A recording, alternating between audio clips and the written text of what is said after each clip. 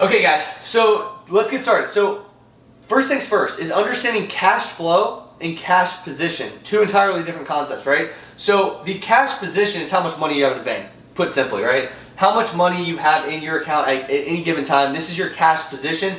This number is found on a balance sheet. You should have a balance sheet. If you don't have that, you need one. Go watch my other Whiteboard Wednesdays when we talk about that. But this cash position is, this could be made up of multiple different types of accounts, right? You might not just have a checking account, but you might have other types of accounts. So when I say cash position on your balance sheet, this might consist of one, most commonly, a checking account.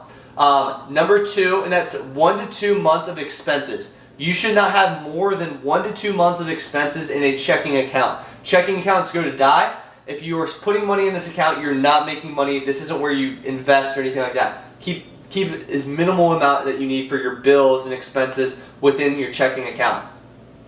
Your emergency fund, simply, right? 3 to 6 months of expenses. This money should be set and stashed away in like a high yield savings account like Ally or Marcus by Goldman Sachs or something like that.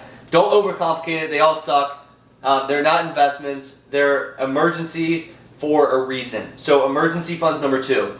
Number three, you might have a sinking fund or funds, plural.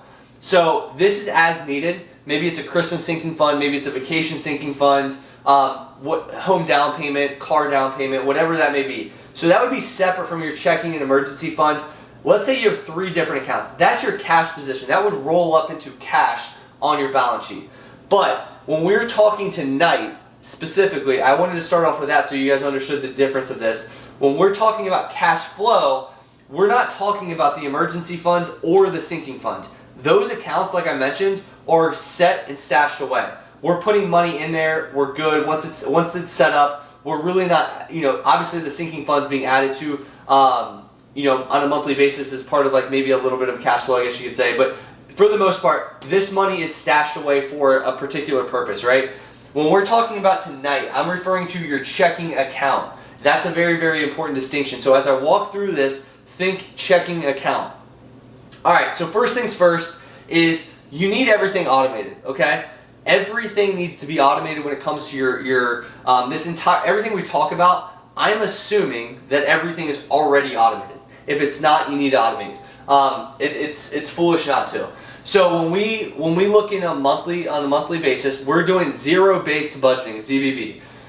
That's my fancy acronym for that. So ZBB is zero-based budgeting. Now we have a formula here that is zero-based budgeting, but it begins with your cash position. So when on a monthly basis, when people are looking to figure out what they're investing, what they're spending, what they earn, any one-time expenses coming up, they have to understand where they're starting, their cash position. So let's say we start in January 1st, 2022. So 12/31/2021 is where your cash position begins. Now, when you start with this would kind of roll to the top per se, right? This would start up here, and that's kind of where your starting position from a mathematical perspective would be, up at the very top. Now, once you have this, now we got to understand the flow of January in particular. We have to understand our fixed income for the month, our variable income, our fixed and variable expenses, our one-time expenses, and our savings and investments. Ideally, all of this should net to $0. That is the goal here. We want this to net to $0 because we remember, backing to the beginning of this, we have our emergency fund set. We know exactly the amount of cash we have here. We know what our sinking fund requires, and we know where we begin. We know this is our goal target cash amount. We don't want to overfund our checking account or anything like that. So we know this is our goal amount going forward. And therefore, if this equals 0, theoretically, at the end of January, your cash balance, believe it or not, will be $3,000. So 3,000 plus 0 equals 3,000. Very simple, but this does not get done on a practical basis ever, hardly. So, of course, this number is not always going to be exactly 0. You might have a little bit of leeway, maybe $100 or whatever. It just depends, but there'll be a little bit of leeway during the month. Now, at the very end of the month, I would zero it out. I would literally take the difference and put it towards one of these things above or based on your goals. I talk about that all the time of how I go about doing that. But let's break this formula down real quick for the zero-based budgeting piece of this, right? Your fixed income, we all know this. So before the month begins, you know what's coming in for the fixed income. This is your salary, this is your hourly wage or whatever. You know exactly what's going to hit the bank account, assuming you go to work and show up and your alarm doesn't, break. Your variable income will be things like a bonus comes in unexpectedly, or you might expect it to come in or whatever. Your commission check might come in. Your side hustle income, tons of things. Maybe a gift money or something like that comes through or whatever. Variable income, you can consider that. And so that's the total income. Now, that's your total income. So therefore, all of the subtractions here need to be equivalent to those two numbers right there in total. So typically what happens when you're starting your budget, you know this, and then you get to the fixed variable expenses, you kind of start to know this. This would be like grocery, mortgage, phone, but most people stop at the basics and they don't really budget. They stop at the fixed expenses. We also want to do variable expenses, clothing, school tuition, maybe kids expenses, daycare, whatever, all those different types of expenses that could vary on a week or monthly basis. Now, once we know fixed and variable expenses, those are all mapped out, we go to one-time expenses. This could be things like a wedding, a car. You use a sinking fund right here to fund the one-time expense. So by the time you're expecting this, you already have a sinking fund to take care of that one-time upcoming expense. Then you get to savings and investment, and typically right here you have a big number, either hopefully a surplus. There's a chance that you have a deficit after these numbers, and that's a problem because then you can't invest or save anything. So you want to have a surplus. That surplus theoretically should go to savings and investments. Now, that obviously is going to yourself. You're not like spending that money, but the point is you're getting rid of every dollar. You're giving it a house, you're giving it a place to go. So therefore, you come away from a cash flow perspective of $0. And that is important. Now, what I often see when I see people, if they've actually gone to this extent and they've done all this, I might see a $500 variance. So there's a $500 variance. So if I have a deficit of $500, what's going to happen? 3,000 minus 500 deficit goes to 2,500. That becomes an issue because this position is impacted. Oftentimes, this might look like $500 itself. You have a $1,000 deficit and you're in the negative. So therefore, people go to credit cards. They go to get personal loans. They get themselves in trouble because they haven't understood their cash flow position, and then it's a hodgepodge and a total mess. The other side, which is not as bad, but you don't want this either, is the surplus that's not allocated anywhere. So what I often see people doing is, I'm doing great, I'm doing everything, I'm budgeting, I have everything in order, but they're not managing their cash flow. So this $1,500 surplus goes to a checking account because, right? So you have $3,000 plus the $1,500, and now all of a sudden at the end of the month you have $4,500 in a checking account, and this money is sitting at 0% return, and you are losing money to, let's say, inflation of 9%. You're literally working backwards. I spoke with an individual earlier, not investing at all. Not investing at all. They have a checking account, they have an emergency fund, and a sinking fund. But all of their money is being saved right here into one of these three accounts. That is not going to work, guys. You are moving backwards. That's like trying to run up an escalator. It's just not going to work. Eventually you're going to get tired out and it's going to wipe you out. That is more risky to save money without investing than it is to invest. And obviously the individual was worried that they would lose their money. So this is where education comes into play and why I'm doing what I'm doing, because that's not going to be the case. So ideally, guys, if you guys do the 3,000, let's say you start whatever your starting position is, plus all this activity in between, which is your budget and understanding your cash flow position, you get to zero. And at 1/31, January 31st, 2022, your cash position will end at 3,000. Every single dollar that came in will have a place to go out, whether it be expense or investments, and that's how you operate from a monthly perspective. Very, very simple, okay? Now let me go over here a little bit so you guys can see the far angle of the whiteboard. That's falling, of course. Okay, so over here, guys, what are the problems with not managing your cash flow? There's quite a few. So first things first is timing issues. So when you are going through the month, there might be wild swings. You might not just do this kind of with a cash flow position. You might go like this and this and this and this.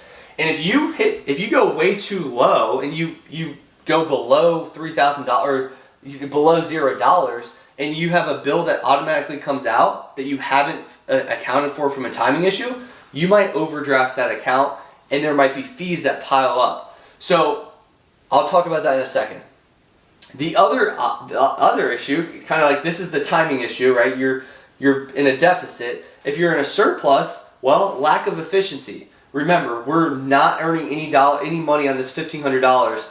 Instead, that $1,500 could go to a taxable brokerage account that could be earning a ton of money in VTSAX or VTIX or whatever. And that money, that $1,500, is left to dry in a checking account, losing 9% instead. So that could literally be like a drastic swing, the 9% loss versus what you could be earning in the market. Another problem is the lack of understanding.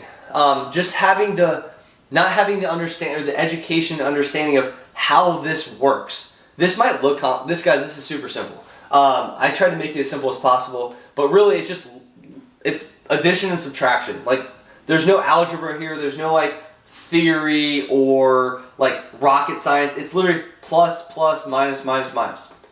Basic math. Get a calculator if you can't do it. So this stuff should be easy to understand. It's a matter of applying this understanding to your personal situation. Then maybe the oh shit moment. All of a sudden something pops up in the middle of the month, and let's say you're planning on doing zero-based budgeting, and something pops up. Well, typically, if you know where everything's at, you can kind of readjust or recalibrate, right? So you might be able to pull from a savings and investments, maybe a type of saving and investments, to pull out for like maybe a $250 expense that popped up unexpectedly, something you weren't really expecting. It's not really an emergency. You don't want to pull from your emergency fund, but maybe you can recalibrate all of these items right here to make sure it accounts for that oh shit moment versus dipping into an emergency fund for no reason. So those are the typical problems I see with it. Obviously, these can be severe if you let this go for too long of a time, and you're literally just running backwards. Like we're talking, if you're wasting $1,500 or moving backwards, that could account to 6 or 7 figures in differences. If I'm blowing $1,500 and what I'm saying blow is throw it into my checking account, and I'm missing out on $1,500, and I keep accumulating cash versus investing, that can be a significant difference long term. So how do before we get to the tips, I want to talk about this as well. So, this is part of the tips actually. So when you guys are managing your cash flow on a monthly basis, there's 2 things that come to mind that are really, really obvious. We need to get a bill scheduler. We need to go and maybe get a calendar and make note of all of our bills and the amount and kind of see what that trend line looks like. Your mortgage comes out on the 1st, maybe your car payment comes out on the 7th, but you don't get paid till like the 8th or something like that. So are you going to be able to manage your cash flow in this first 8 days of the month before you get paid on the 8th? You have to understand where your bills are coming out and exactly when they are coming out. Once you set this up, it's real easy. Another thing you can do with this is, let's say you have a specific payment. A lot of these payments aren't like maybe a fixed payment's one thing, but like a lot of these payments are kind of like discretionary.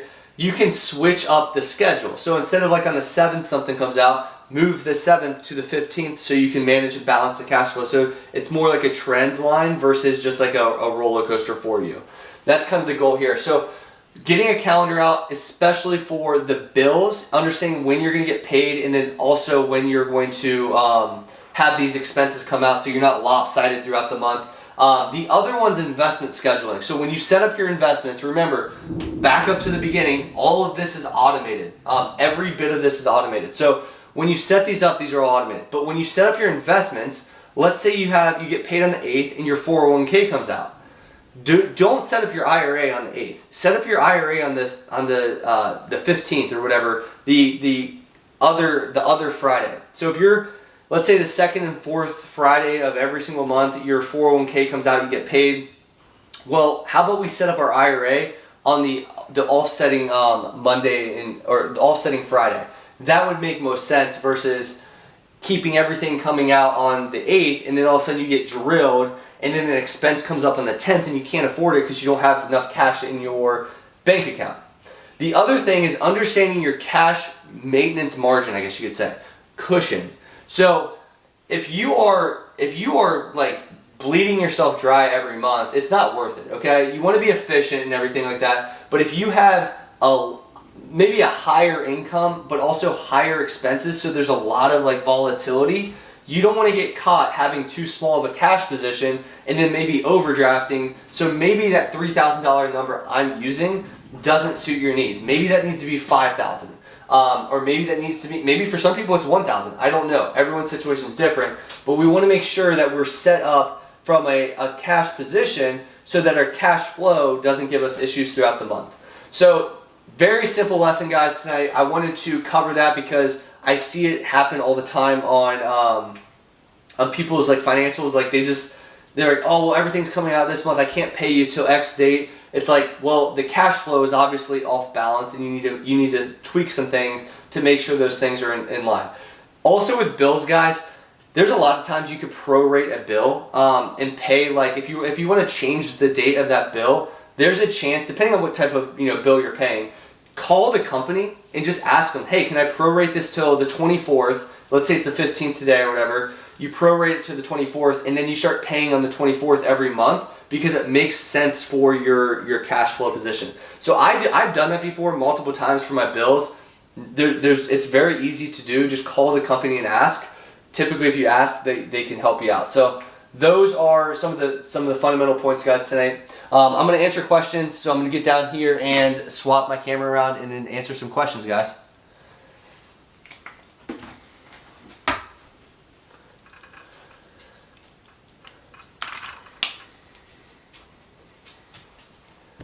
All right, let's see.